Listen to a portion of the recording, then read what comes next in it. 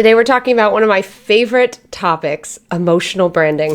When I tell you that this singular topic that I discovered back in 2016 when I was a failing new entrepreneur completely changed the trajectory of my business, I'm not kidding. One of my most popular videos on this channel is all about emotional branding, but that was done a really long time ago.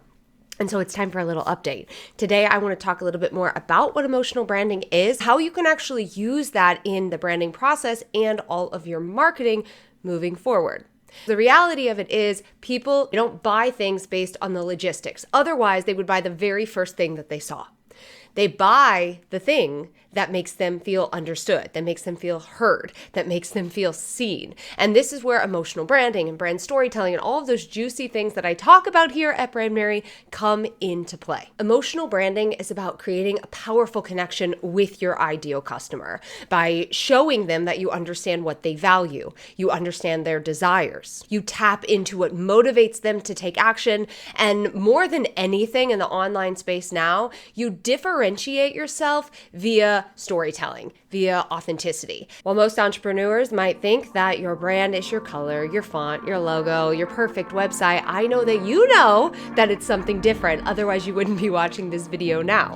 Because none of that stuff matters if your audience doesn't feel something when they come in contact with your brand. So we're going to get into the 4 practical tips that I love to use and I teach my clients inside of the Authentic Brand Builders Academy, which is so perfectly named because everything we focus on inside of the Academy is creating an authentic brand that is rooted in your story that attracts your aligned customers in a sustainable way. And emotional branding is a topic we chat about a lot. And so by the end of today's video, you are going to walk away with 4 very practical and easy tips to integrate emotional branding into every aspect of your business. And you'll know how to do it in a way that is authentic and helps you attract the right clients for you. Hey there, friend. I am Michelle Knight. Thank you so much for joining me for another video here on the Brand Mary channel. If you haven't already, make sure you subscribe so you don't miss any future videos. And while you're down there, why not just hit the like button? You know what I'm saying? Just like with all my videos, I really encourage you to leave comments, leave questions. They help me create content that is right for you. And of course, I can help you go deeper on the topic if there's something that you're not quite understanding or you want some more practical tips on how to apply it to your business. But without further ado, let's get into the practical tip number 1 on how to integrate emotional branding into your business. The very first thing that you want to do comes in the brand foundation stage. And emotional branding really starts to present itself during the very first part of the branding process. But this piece here crosses over and it's going to play a role in your content, but it's also going to play a role in that foundational who the hell are you? What do you stand for? Why are you showing up online? And that is identifying your brand values. Your brand really should stand for something. And if you are a musical theater nerd like me and your son maybe is absolutely obsessed with Hamilton, there is a line that says, if you stand for nothing, Burr, what do you fall for? And I think that that so perfectly represents what we need to communicate with our brands as well. We need to understand what are our core values. And sometimes when we talk about values, everyone's mind immediately goes to political values. And absolutely, I encourage you, if that is true for you, if you have a very strong stance on something, much like I do, much like I share on my Instagram in regards to LGBTQ rights, in regards to women's rights, you want to communicate those because if they're that strong to you, you want to make sure that your audience understands that those are values that are going to be the foundation of your brand. But not all of your values need to be centered around the political side of things. In fact, they can very much be the non-negotiables, the things that you value for you in your life. A big one for me here at Brand Mary is time.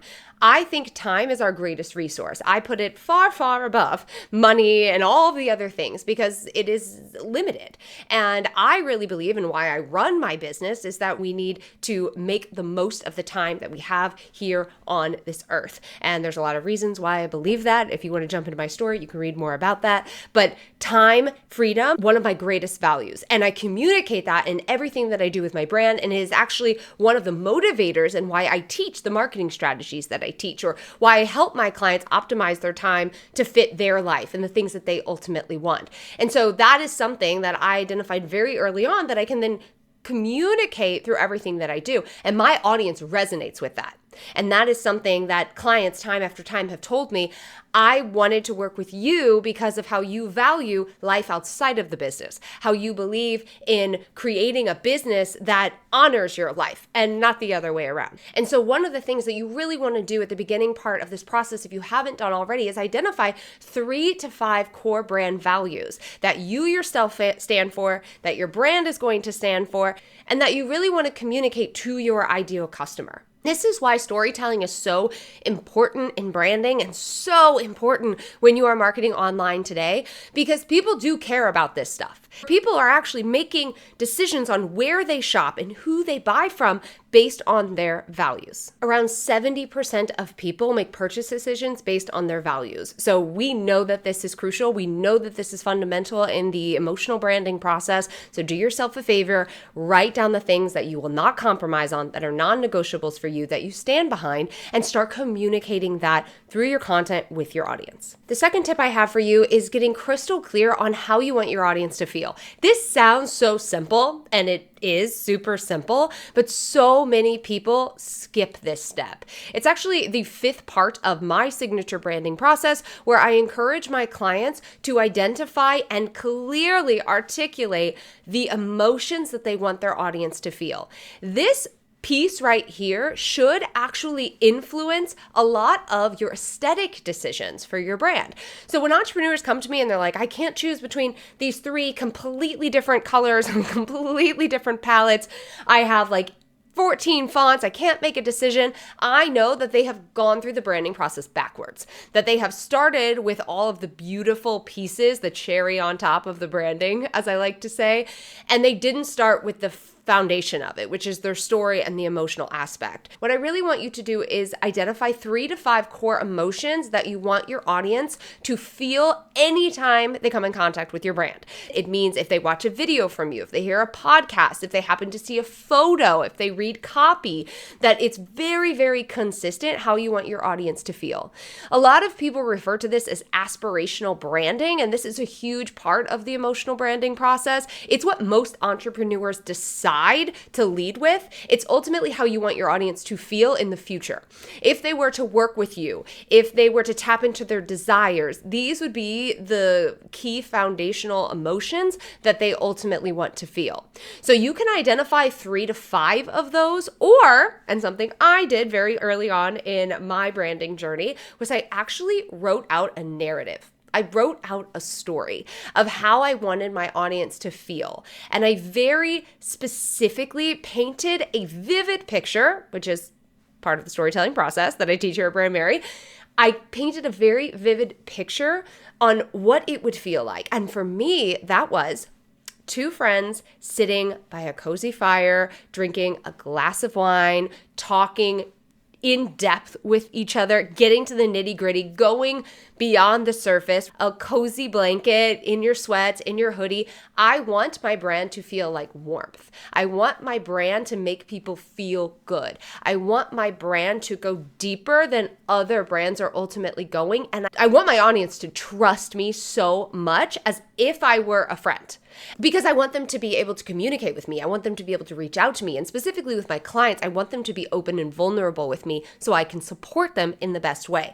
So you could go about this whichever way works for you, but understanding your emotional North Star, if you will, is really going to make sure that your brand photos, your colors, your fonts, the layout that you choose, the templates that you choose, what you say on social media, all of it, your office, right? Your background, your colors, what you wear, all of that really stems from how you want your audience to feel and how you can communicate that to them. All the great brands start with an emotion. Nike, empowerment, right? Dove, self-acceptance.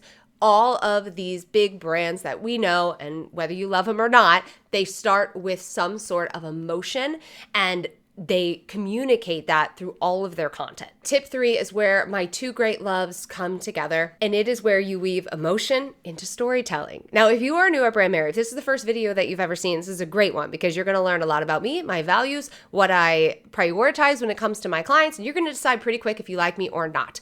One of the things that I talk about a ton here at Brand Mary and on this channel is storytelling. I am an expert in teaching entrepreneurs how to master digital storytelling, which means the micro stories that they share, how they build trust with their audience through their own experiences, how they communicate the transformation, all through storytelling. Because storytelling truly is what is working when it comes to content creation online. It is how brands stand out. So it's only natural that one of the best ways for you to use emotional branding is through the storytelling process. Storytelling is the fastest way to transfer emotion to your audience, to clearly communicate what your brand stands for, how you want them to feel, and then get them to actually feel that thing. The best way to do this, again, is through digital storytelling, which are these micro stories, short, specific, and relatable moments that you can share with your audience via your content. I'll give you a really good example of this. Instead of saying, I help entrepreneurs make consistent income, I could tell the story about the first time that I swiped my card and didn't have to worry about what was in my bank account. I could talk about the first time that I paid myself triple what I was making at my 9 to 5. I could tell the story about how my business allowed my husband and my son and I to travel the United States for 2 years in an RV. I can communicate what consistent income actually feels like through storytelling rather than just saying that I could help them do that. And this is that layer of storytelling and why storytelling works so well that connects with everything that you know about magnetic messaging and your ideal customer. Once you identify where your customer is right now, what they're struggling with, what their pain points are, what they want to move away from, and where they ultimately want to go, you can then find stories from your own experiences, from experiences of your clients if you've begun working with clients. And you can start communicating that you understand what your client is experiencing and what they ultimately want, but through storytelling. And it's so much more powerful because storytelling is the greatest form of communication. The effects of storytelling on the brain, the effects of storytelling on the buying process, the effects of storytelling on how we remember content is so powerful. And so you're doing yourself a disservice by not using storytelling in your marketing. Now, this entire video should not be about storytelling, so I'm going to have to stop myself there. But I am actually going to share with you 2 resources below. One of them is going to be a video on storytelling and the art of telling stories online. The other one is going to be a brand new bundle. It is over 2,000 storytelling specific prompts that you can use to tell stories in your email marketing, on your sales pages, in your launch emails, social media, in your short form videos, podcast, blog, all over the place. I put this together to make your life easier. The best part, it's $27. So if you are interested in really tapping into the power of storytelling, definitely grab that super bundle below. And now tip number 4. Now this is one of my favorite things to motivate my clients in the academy to really dial in and just drive up, especially on their website. So one of the things that I do for my clients inside of the academy is I do copy audits, web page audits, messaging audits, all the audits. Basically, if they've written something or they've created something, they can put it inside of our community, and I make these Loom videos, which are honestly mostly like 30-minute long Loom videos of me helping them fine-tune their process, because my goal is to teach them how to do it so that they can do it on their own. I don't want them to always have to rely on me. I hope they're always around. I hope they always love me. I hope they're always learning something from me. That's my goal. But I want them to become better content creators and better copywriters and really understand how to communicate their messaging on their own. And one of the things that you will hear me say in every single one of these videos is create more emotionally charged language. And so that is tip number 4 and our final tip today. What the hell is emotionally charged language, Michelle? Thank you for asking. Let me tell you. I believe that words carry energy. They can either fall completely flat, which is what most entrepreneurs are doing with their copywriting, or they can spark emotion. They can spark excitement. They can spark joy. They can spark that connection. When you can swap logical and flat language for vivid, emotionally charged language, everything changes when it comes to your messaging. This is what great copywriters do. You can tell when someone goes from writing their own content to working with a copywriter because copywriters get this. They are so good at that. I like to think that I'm a pretty good copywriter. People email me all the time and ask me who writes my copy. I write my copy. I've always written every single one of my emails. I write my captions. I do all of my own stuff. And this really is the foundation of everything that I write. I always think, what do I want my audience to feel before I write something? That is always the first thing that I'm going to identify. And then I ask myself, how can I make them feel something with what I'm writing? How can I make it emotionally charged? How can I make it vivid? How can I paint a picture? How can I make them feel something or go, oh, or ah, ooh, ooh. Oh, you get it, right? The whole point of this video is to make our audience feel something. So let me give you an example of emotionally charged language. Instead of saying, grow your business faster, I would choose to say, wake up excited knowing that your dream clients are lining up to work with you. Wake up feeling confident in your messaging so that you can clearly show up online as your most authentic self and have your clients emailing you almost instantly to see how they can work with you. There's a huge difference there. One of them sounds like everyone else on the internet, and the other one sounds like you give a shit and you've taken the time to understand who your client is, how they ultimately want to feel, and then you're using that in your copy. So as you go through, whether you decide to come join me inside of the Authentic Brand Builders Academy, there are details below for that, or you go through and you look at your own website, think about taking your copy and shocking it, making it feel alive. Because that's exactly what you want it to be. You want your copy to make your audience feel alive. I have screenshots galore over the last 9 years of people choosing to work with me. And when we ask them why, they say, I was shopping around, I was looking for someone to support me, and your website spoke to me.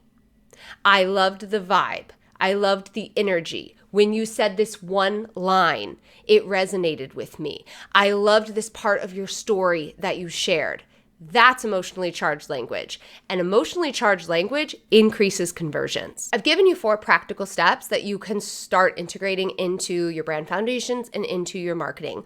At the end of the day, emotional branding really comes down to how you want people to feel, and then getting really good at doing that, getting really good at integrating that emotion into everything that you create. And I'm telling you, when you can tap into this, it feels so good.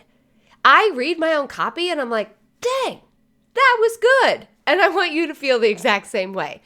So utilize these 4 tips that I've shared with you, no matter what stage you're at in your business. The sooner you start using this, the better. And it doesn't matter where you're marketing. This could be in a YouTube video. I'm sure you felt something while I was talking to you right now in this YouTube video. It could be a podcast. It could be a social post. It doesn't matter where you're marketing. When you put these steps into practice, your brand becomes an experience. That's the thing, my friends. The business is the strategies. The business is the logistics. The business is the systems. The brand is the experience. The brand is what people buy. And all of these things that we talked about gives you the ability to showcase your brand, clearly communicate your brand. Because the more that you can do that, the better off you're going to be as a business owner. If you found this video helpful, definitely give it a like. Make sure you subscribe. You know, all the things that we do here on YouTube. I absolutely love making these videos for you. So you subscribing really helps me out. And of course, leave a comment below if you have any follow-up questions on emotional branding. Now, I'm going to link a couple of videos for you here-ish, and I'm also going to put them in the description below. And don't forget to grab that storytelling super bundle, which is available for you below this video for just $27. And I will see you next week in a new video.